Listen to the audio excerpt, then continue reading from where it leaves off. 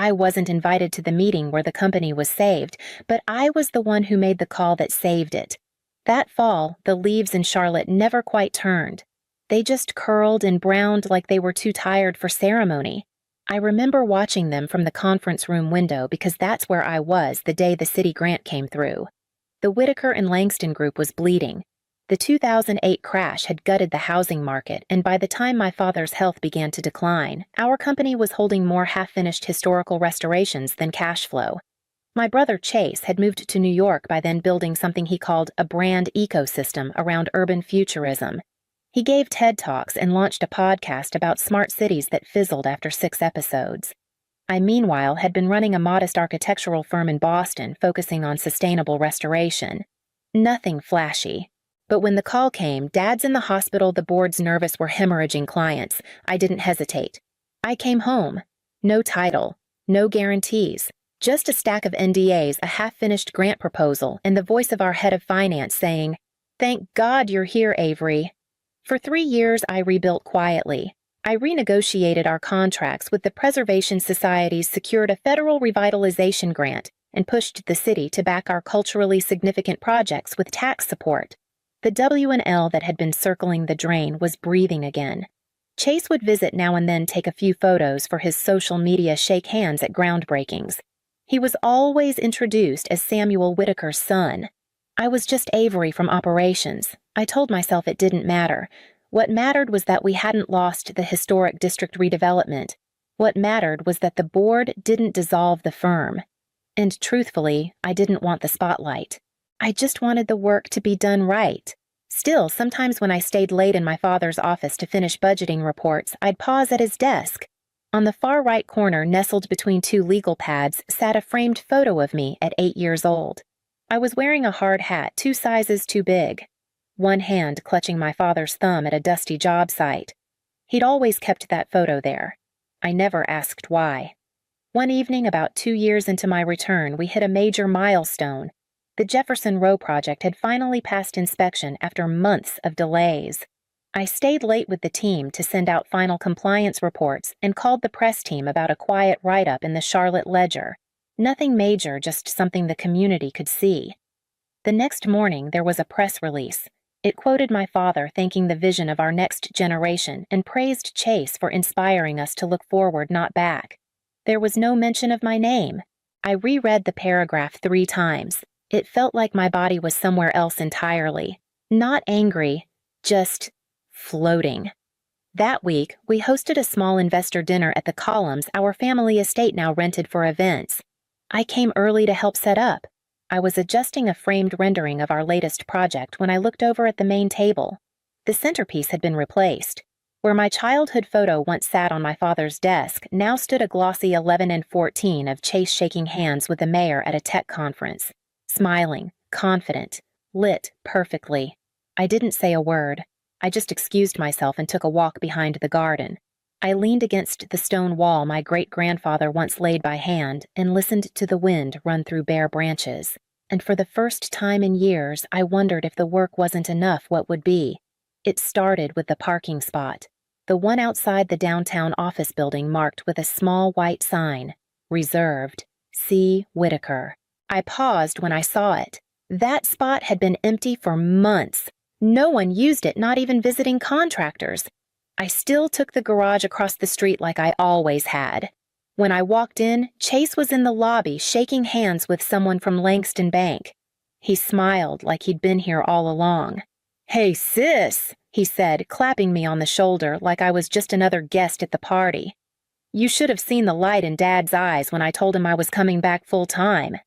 That afternoon, the internal email went out, excited to announce that Chase Whitaker will be stepping in as Chief Innovation Officer. Innovation, a word that says everything and nothing. He moved fast.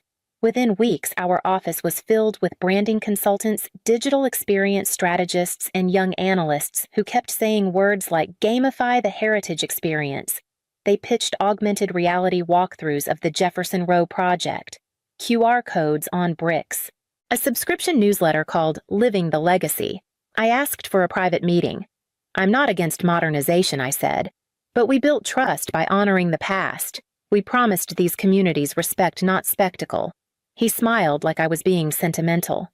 You've been amazing with the groundwork, Avery. Seriously. But the city's moving forward. People want story, not just structure. When I brought it up to our father later, he patted my hand and said, "You're the stable one. Let your brother try. Let him try." I remembered when trying meant learning zoning laws, sitting through neighborhood council meetings, waking up at 5 a.m. to argue with suppliers over reclaimed wood prices. I watched as Chase turned in proposals that read like tech manifestos. He pitched to private investors for projects that hadn't been scoped. He redirected funds from one restoration to sponsor a sleek video campaign called The New South Speaks, complete with drone footage and a soundtrack that sounded like a Levi's commercial. One afternoon, our finance director slipped into my office visibly uneasy. He signed off on a 6-figure production package, Avery. It wasn't even reviewed by the board. I sent a formal inquiry to Dad. No reply. 3 days later, I was removed from the email thread for investor correspondence. That Friday, I came in early. I went to the archives, the small project records room where we kept every permit, every meeting note, every community letter from the past decade. I pulled out the original grant proposal I'd written for the Franklin Theater renovation. The paper was soft at the edges. I could still see the ink mark where I'd bled my pen through in frustration after 3 straight revisions. It was the kind of document no one would ever frame, but it had held a company together. As I slid it back into the sleeve, something caught my eye on the upper shelf. A dusty stack of proposal folders labeled Deferred. Projects I'd fought for. Sites that had meaning, cultural, not commercial.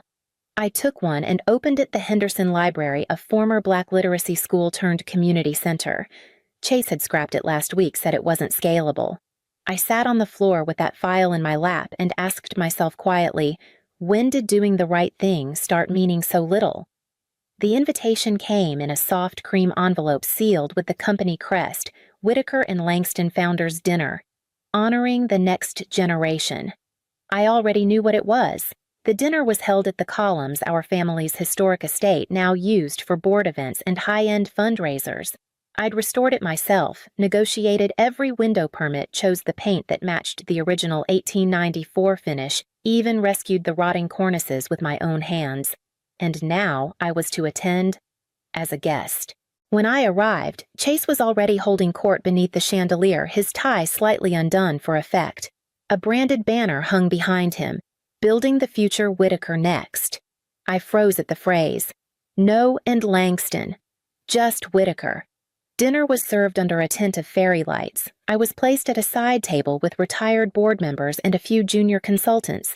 The main table where my father sat had an empty chair. For a moment, I thought it was mine. But just before speeches began, Chase walked up behind my father and took that seat. The photographer snapped a photo.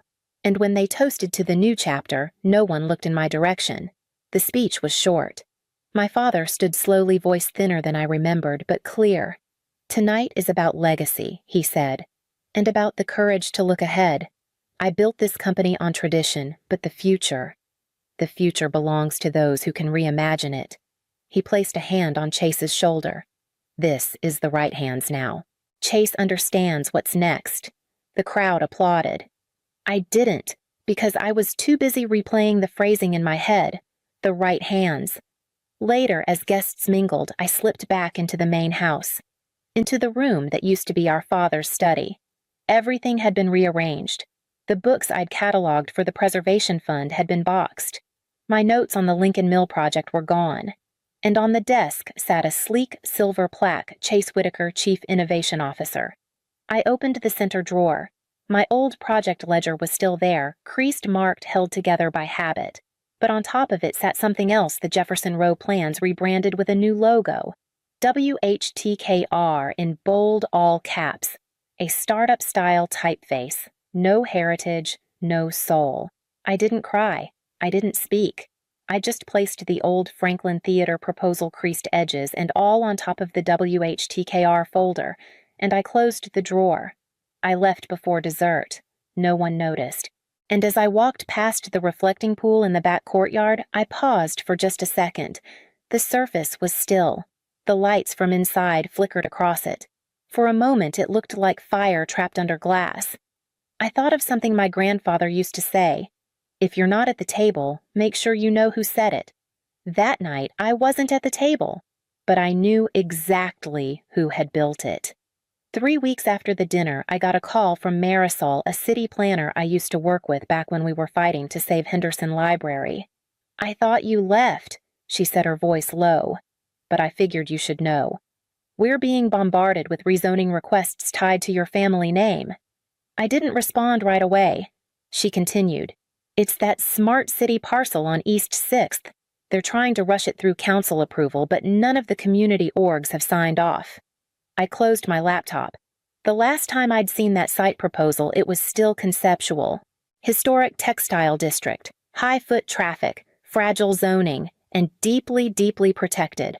By the end of the month, my inbox was full of auto-forwarded threads, lawsuits, protests, anonymous leaks from staffers who were quitting mid-project. One subject line read simply, WHTKR accused of misleading investors. I never opened them. I didn't need to, because I knew exactly where the cracks would appear. Chase had taken what we built stable, meticulous, painful, and turned it into a pitch deck. He'd promised impact studies before breaking ground, lied about permits, pulled in venture capital from out-of-state tech firms that thought revitalization meant putting a touchscreen kiosk next to a bronze plaque, and now it was unraveling. The city council froze the East 6th project. The mayor distanced herself in a statement. Former clients pulled out of the downtown renovations entirely. The worst came in the form of a photo. A friend texted it to me, no caption. Just an image taken outside the columns on a Thursday afternoon. Empty parking lot, overgrown hedges, a faded banner half unhooked from the gate flapping sideways in the wind. No people, no lights. Just a name slowly being reclaimed by weather. My father had a minor stroke the day the council vote went public. Chase flew to Denver to meet with backers. I stayed home, not because I didn't care, but because I understood something no one else in that family ever seemed to learn. When a house collapses, you don't run back inside just because you helped build it. That weekend, I drove past the columns one last time. I didn't go in. I just parked across the street and watched as a cleaning crew loaded remnants into a van, centerpieces, folding chairs, unused signage. Then I saw her. Clarice, the groundskeeper's wife, who'd been there since I was a child. She was pulling weeds at the front gate, her back to me. I almost rolled down the window, almost called her name. But I didn't, because I didn't want to hear the question in her voice. Where were you when it all fell apart? That night, I sat at my kitchen table with the proposal folder from Henderson Library. I hadn't opened it in over a year. Inside was a copy of a community letter signed by 32 families asking for our help. It had coffee stains across the margins, my notes in pencil. The edges curled from heat exposure left too close to the radiator, probably during one long night.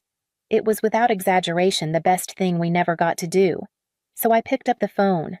Not to call my father, not Chase, but someone else, someone who still believed in what restoration meant.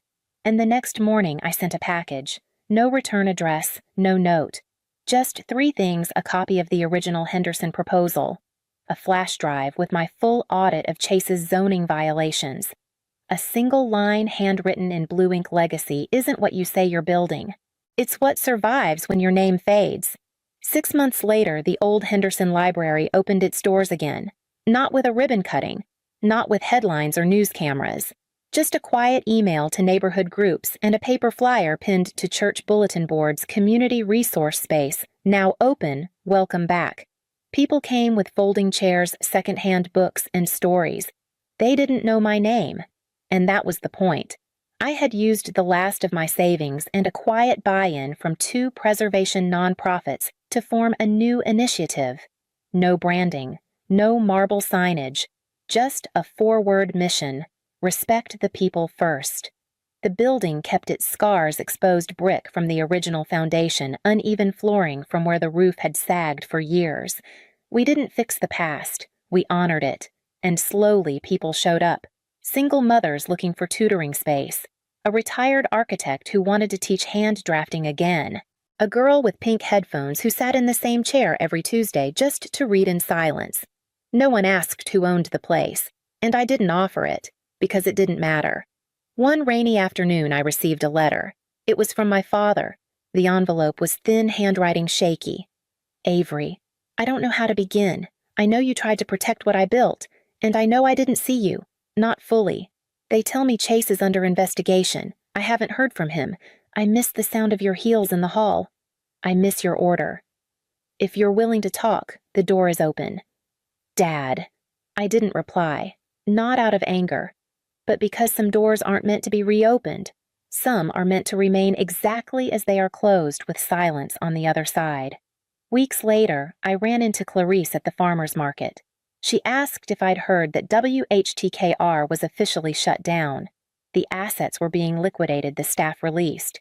They said the leadership collapsed, she said, voice flat. Said there was no direction. I nodded. She looked at me for a long time, then asked gently, "Did you ever get your photo back?" I smiled, because I hadn't, but I'd framed something else. Inside the Henderson building in the back reading room, I'd hung a photo I'd found buried in the archives. Not of me, of my grandmother. She was standing on scaffolding sleeves, rolled pencil behind her ear, pointing at a column during a church renovation in 1965. No hard hat, no clipboard, just resolve. She'd never been credited for her work, but she was there. I placed a small plaque under the frame she built before they let her sign. In that moment, I understood I wasn't rebuilding their legacy. I was reclaiming my own, and I didn't need a crest or a nameplate or a headline to do it. I just needed bricks, light, a key that turned in the door every morning, and people who remembered what had been lost and felt seen in what had returned. Avery never issued a press release. She never went on a podcast or wrote a tell-all or claimed the company wronged her. She didn't have to, because there in the middle of the city stood a building she'd saved. It spoke for her. And it said more than Chase ever could. It was autumn again in Charlotte. The trees turned properly this time, rich ochres and reds, like they were finally allowed to feel everything at once. I visited the columns one last time, not to go in, just to stand across the street across time and look. The estate was quiet. The building had been repossessed and was waiting to be bought. The WHTKR lettering had been peeled from the main gate, leaving behind faint outlines, ghosts of a name that was never meant to last. But someone had cleaned the walkway. The hedges had been trimmed. And right by the entrance, affixed to the iron fence with 4 quiet bolts, was something new. A bronze plaque. Clean. Simple. No flourish. It read, "Originally restored under the oversight of Avery Whitaker, whose contribution was not listed in public record. This correction is permanent. I hadn't put it there. I never found out who did." Weeks later, a friend texted me a photo. The plaque had been shared in a local preservation blog. No context, just the image and a caption. Some legacies survive even when you erase the name. Back at Henderson, the first children's art class started in the basement studio. Paper leaves taped to the wall, crayons everywhere, tiny shoes kicked under tables. I stood in the hallway as they painted. One girl asked if she could use the color gold for the roof, even though the real one was black. I told her she could. She smiled like it was the first time anyone had said yes. I stayed a while longer that day. Before I left, I walked to the back room where my grandmother's photo still hung. I reached out and straightened the frame just slightly. Then I turned off the lights, locked the door, and stepped outside. No press followed. No interviews came. But the building stayed lit, the key stayed warm, and the truth stayed in place. I didn't leave a note, didn't file a trademark, didn't correct the record in print. I didn't need to. Because the legacy didn't need to be loud, it just needed to be real. If your name was never on the wall, but your hands built the house, just leave a single mark below.